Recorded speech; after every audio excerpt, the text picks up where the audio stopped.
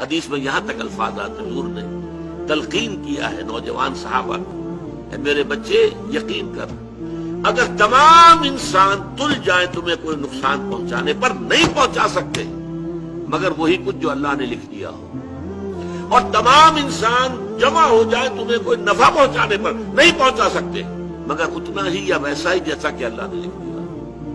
تو انسانوں سے کیا ڈرنا، نہ انسانوں سے کوئی توقع نہ امیدیں، اس کی امیدیں قلیل، اس کے مقاصد جلیل۔ انسانوں سے امید نہ رکھو، اللہ سے امید رکھو، ساری توقع اس سے رکھو، سارا بھروسہ اس پر رکھو، کسی اور پر توکل نہ ہو۔ یہ ہے در حقیقت مرتبہ ولایت، مقام ولایت۔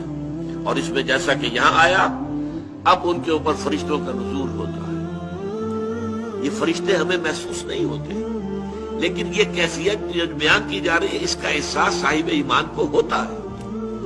وہ چاہے نظر نہ آئے فرشتے، اور فرشتوں کا قول چاہے ہم اپنے ان کانوں سے نہیں سنیں گے، فرشتوں کی بات سننے کے لیے دل کے کان ہیں۔ فرشتہ جو ہے وہ در حقیقت غیر مرئی ہے، وہ غیر مادی ہستی ہے، مادی نہیں ہے، وہ تو صرف نور پر مبنی ہے، نور سے بنا ہے اور نور ہے۔ لہذا ان کا تنزل ہوتا ہے، وہ کیا کہتے ہیں اللہ تخافوا ولا تحزنوا، وہی نتیجہ الا ان اولیاء اللہ لا خوف علیہم ولا هم يحزنون۔ زوال خوف و حزن یہ دو چیزیں ہیں جو ثبوت ہے کہ واقعتاً اللہ پر ایمان موجود ہے، واقعتاً اللہ کی ربوبیت پر دل ٹھک گیا ہے۔ اگر دل پریشان ہے، یہ میرا نقصان کر دے گا، یہ مجھے تکلیف پہنچا دے گا، یہ میرا یہ کر دے گا، وہ میرا وہ کر دے گا، اس سے میری یہ بات بن جائے گی، وہ مجھے یہ فائدہ پہنچا سکتا ہے، لیکن کہتا ہے دعویٰ یہ ہے کہ اللہ پر ایمان ہے میرا۔ تو یہ در حقیقت یہ دونوں چیزیں ایک دوسرے کی بالکل متضاد ہیں۔ توکل توقع صرف اللہ کی ذات کے ساتھ، اللہ تخافوا ولا تحزنوا، نہ خوف کھاؤ نہ حزن سے دو چار، وابشروا بالجنۃ التي كنتم توعدون، اور بشارتیں حاصل کرو، خوشیاں مناؤ اس جنت کی کہ جن کا تم سے وعدہ کیا جاتا تھا، اہل ایمان سے وعدے کیے گئے ہیں۔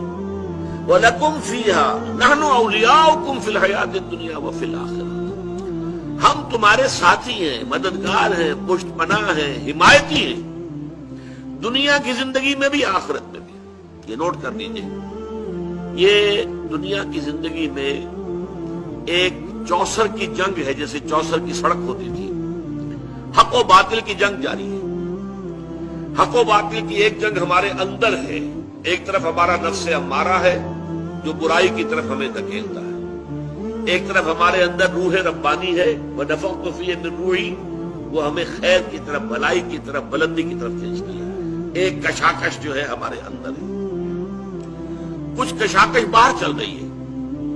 ہمارے اس نفس کو تقویت دینے کے لیے، اسے مشتعل کرنے کے لیے یہ شیاطین جن موجود ہیں۔ الذی یوسوس فی صدور الناس من الجنۃ والناس، حضور نے فرمایا کہ جب قلب غافل ہوتا ہے اللہ کی یاد سے تو شیطان اپنی تھوتنی لگا دیتا ہے دل کے ساتھ اور پھونکے مارتا ہے اس کے اندر، مشتعل کرتا ہے۔ جو حیوانی جذبات ہیں، جو انسان کے سفلی جذبات ہیں، اڈ اور لبیڈو کے جو تقاضے ہیں، انہیں مشتعل کرتا ہے، ایکسائٹ کرتا ہے، تاکہ وہ مشتعل ہو کر اور وہ انسان کے جو ہے اس وقت ہوش اور حواس کے اوپر غالب آ جائے۔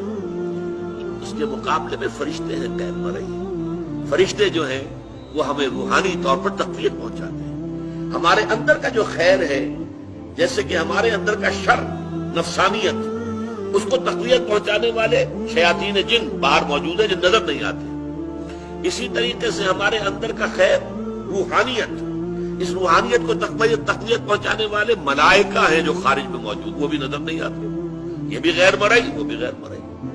مرئی لوگوں کے اندر بھی جو انسان ہے، خیر کی طرف بلانے والے بھی ہیں، شر کی طرف بلانے والے بھی ہیں۔ آپ کا دوست یہ بھی کہے گا چھوڑو میاں کیا کس چکر میں پڑ گئے حلال حرام کے، دیکھو فائدہ ہوتا ہے اس کام کے اندر، جس کام میں فائدہ ہو وہ کرو، اللہ اللہ کر اللہ۔ یہ کیا حلال اور حرام اور صحیح اور غلط اور جائز اور ناجائز، وہ آپ کو شر کی ترغیب دے رہا ہے کہ نہیں دے رہا؟ اسی طرح کوئی آپ کا بھائی ایسا بھی اللہ کے بندے خیال کر، غلط کام مت کر، اس سے تھوڑا سا یہ کہ تجھے دنیا میں دولت مل جائے گی، اخروی میں زندگی برباد ہو جائے گی تیری، ایسے انسان بھی تو ہے نا آخر۔ تو لوگ جو ہے خارج میں، انسانوں میں بھی داعیان شر بھی ہے، داعیان خیر بھی ہے، وہ تو ویزیبل ہے، مرئی ہے۔ غیر مرئی عالم میں جنات شیاطین جن ہیں جو ہمارے نفسانی خواہشات اور تقاضوں کو بڑکاتے ہیں، اور ادھر ملائکہ ہیں جو ہمیں تھپکی دیتے تم نے اچھا کام کیا ہے۔ اچھا کام کر کے جب مسرت ہوتی ہے، حضور نے فرمایا اذا سرت کا حسنتوں کا وساعت کا سیئتوں کا فانت مومن۔ دیکھو اگر تمہیں کوئی اچھا کام کر کے خوشی محسوس ہو اندر، اور برا کام کر کے تو دل کے اندر کوفت محسوس ہو یہ میں کیا کر بیٹھا، یہ مجھے نہیں کرنا چاہیے تھا، فانت مومن، تو یہ ایمان کی علامت ہے۔